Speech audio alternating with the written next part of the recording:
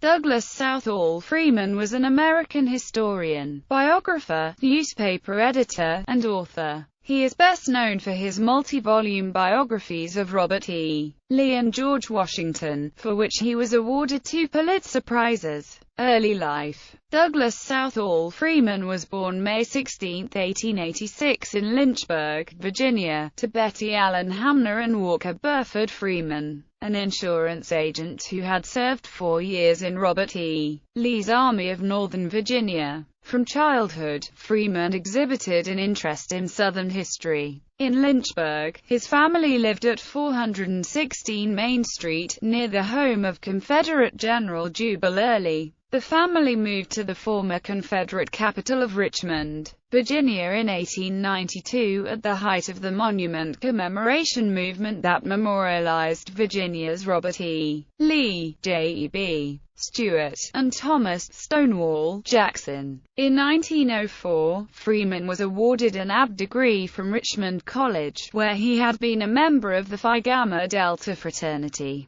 In 1908, at the age of 22, he earned a Ph.D. in history at Johns Hopkins University in Baltimore. Unable to secure a position in academia, Freeman joined the staff of the Richmond Times-Dispatch in 1909 and, in 1915, at the age of 29, he became editor of the Richmond News Leader, a position he held for 34 years. Writing career. Lee's dispatches. In 1911, Freeman came into possession of a cache of long-lost wartime communications between Robert E. Lee and Confederate President Jefferson Davis. Freeman spent 4 years working on the documents, and in 1915 published Lee's dispatches. The book was received enthusiastically by Civil War historians, and became an important primary source for Civil War scholars. Written between June 2, 1862 and April 1, 1865, Lee's letters to Davis revealed the general's strategy with clearer perspective, shed new light on some of Lee's decisions, and underscored his close and always cooperative relationship with Davis. In his introduction, Freeman summarized 7 major revelations contained in the letters. For example, the letters reveal that the Confederate High Command in 1862 considered but rejected a bold proposal to strengthen Stonewall Jackson's army in the Shenandoah Valley and embark on a vigorous offensive campaign against the North, even at the expense of defending Richmond. R.E. Lee. A biography following the immediate critical success of Lee's dispatches. Freeman was approached by New York publisher Charles Scribner's Sons and invited to write a biography of Robert E. Lee. Freeman accepted, but chose to retain his position at the Richmond News Leader and worked longer days to work on the biography. Freeman's research of Lee was exhaustive. He evaluated and catalogued every item about Lee, and reviewed records at West Point, the War Department, and material in private collections. In narrating the general's Civil War years, he used what came to be known as the fog of war technique, providing readers only the limited information that Lee himself had at a given moment. This helped convey the confusion of war that Lee experienced, as well as the processes by which Lee grappled with problems and made decisions. R.E. Lee. A biography was published in 4 volumes in 1934 and 1935. In its book review, the New York Times declared it Lee complete for all time. Historian Duma Malone wrote, "Great as my personal expectations were, the realization far surpassed him." In 1935, Freeman was awarded the Pulitzer Prize for his 4-volume biography. Freeman's R.E. Lee. A biography established the Virginia School of Civil War Scholarship, an approach to writing Civil War history that concentrated on the Eastern theater of the war, focused the narrative on generals over the common soldier, centered the analysis on military campaigns over social and political events, and treated his Confederate subjects with sympathy. This approach to writing Civil War history would lead some critics to label Freeman a lost cause historian, an allusion to the literary and intellectual movement that sought to reconcile the traditional white society of the South to the defeat of the Confederate States of America. It is true that Freeman greatly admired Lee and his contemporaries. But unlike Jubal Early and others in the Lost Cause school, Freeman's personal admiration of his subjects did not impact his conclusions. No significant statement of fact in all 4 volumes has ever been successfully challenged by modern historians. Freeman's R. E. Lee, a biography, remains the authoritative study on the Confederate general. Lee's lieutenants, a study in command following the critical success of R. E. Lee, a biography. Freeman expanded his study of the Confederacy with the critically acclaimed 3-volume Lee's Lieutenants, a study in command, published in 1942, 1943, and 1944. It presents a unique combination of military strategy, biography, and Civil War history, and shows how armies actually work. Published during World War II, it had a great influence on American military leaders and strategists. A few months after the conclusion of the war, Freeman was asked to join an official tour of American forces in Europe and Japan. Lee's Lieutenants, a study in command, established Freeman as the preeminent military historian in the country, and led to close friendships with United States Generals George Marshall and Dwight D. Eisenhower. George Washington, after completing his exhaustive studies of Lee, his generals, and the Confederate war effort,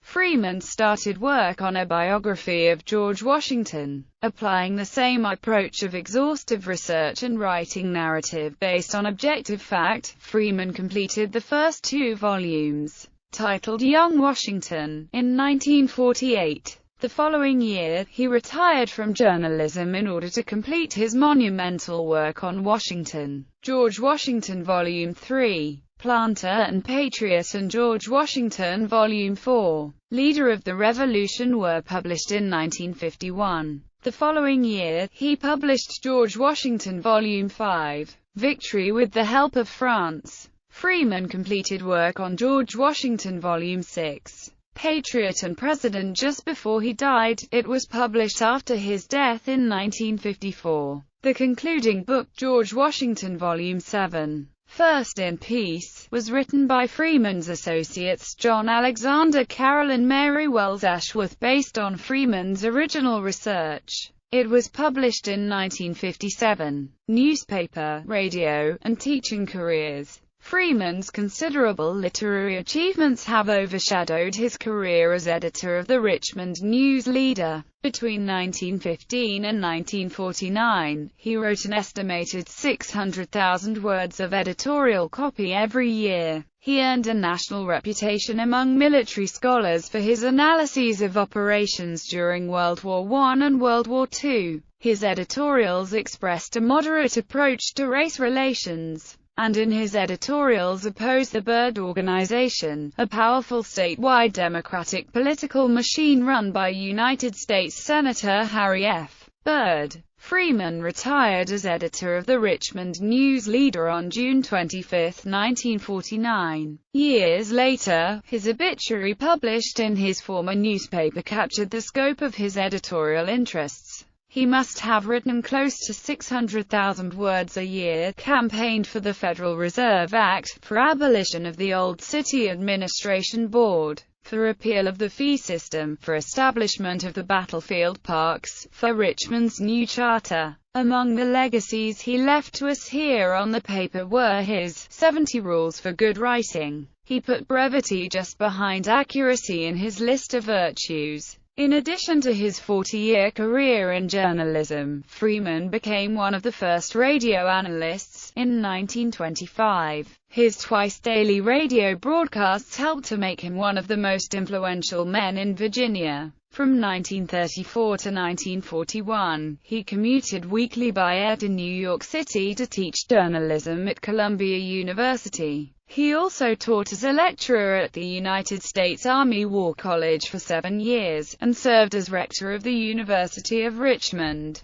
Personal life. Freeman's work ethic was legendary. Throughout his life, he kept a demanding schedule that allowed him to accomplish a great deal in his two full-time careers, as a journalist and as a historian. When at home, he rose at 3 every morning and drove to his newspaper office, saluting Robert E. Lee's monument on Monument Avenue as he passed. Twice daily, he walked to a nearby radio studio, where he gave news broadcasts and discussed the day's news. After his second broadcast, he'd drive home for a short nap and lunch, and then worked another 5 or 6 hours on his current historical project, with classical music, frequently the work of Joseph Haydn, playing in the background. Freeman was a devout Baptist who prayed daily in a small chapel he built in his home. He acknowledged that his Christian faith played a central role throughout his life.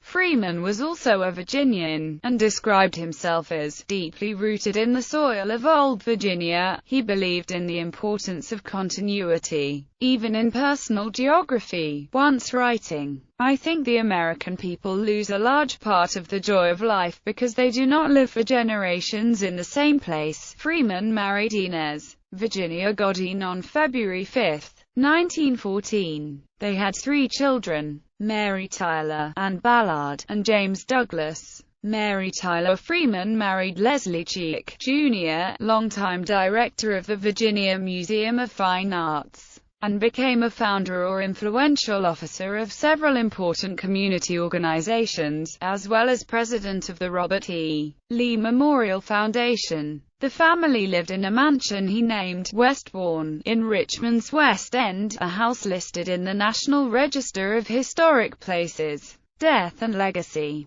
Douglas Southall Freeman died of a heart attack on June 13, 1953 at his home in Richmond, Virginia, at the age of 67. He was buried in Hollywood Cemetery in Richmond. Freeman's newspaper editorials and daily radio broadcasts made him one of the most influential Virginians of his day. His analysis of World War I and World War II military campaigns bringing him recognition throughout the country, especially in military circles. President Franklin Delano Roosevelt thanked him for suggesting the use of the term liberation, rather than invasion, of Europe. Military commanders such as Admiral Chester W. Nimitz and Generals George Marshall, Douglas MacArthur, and Dwight D. Eisenhower sought his friendship and advice. Eisenhower said Freeman first convinced him to think seriously about running for the presidency. In 1958, Freeman was posthumously awarded his second Pulitzer Prize for his 6-volume biography of George Washington. In 1955, the Virginia Associated Press broadcasters honored Freeman by creating the Douglas Southall Freeman Award for Public Service in Radio Journalism. Honors and awards. 1935 Pulitzer Prize for R. E. Lee, a biography. 1951 Best News Commentary over larger radio stations from Virginia Associated Press broadcasters. 1958 Pulitzer Prize for George Washington, a biography. Douglas S. Freeman High School in Henrico County named in his honor. University of Richmond Freeman Hall named in his honor. Virginia Historical Marker Q6-17, located on Rivermont Avenue in Lynchburg, Virginia, commemorates Freeman's life and work. Bibliography. A calendar of Confederate papers.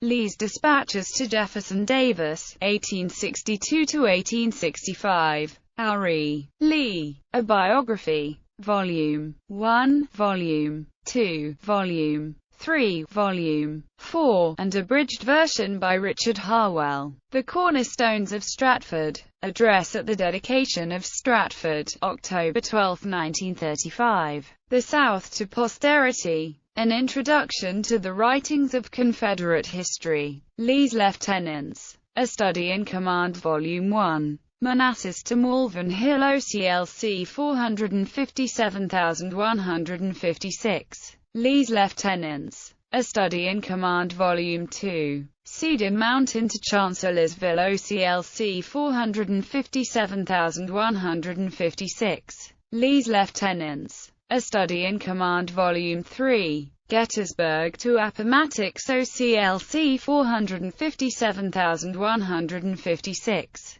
George Washington Volume 1. Young Washington. George Washington Volume 2. Young Washington. George Washington Volume 3. Planter and Patriot. George Washington Volume 4. Leader of the Revolution. George Washington Volume 5. Victory with the Help of France. George Washington Volume 6. Patriot and President. George Washington Volume 7. First in Peace.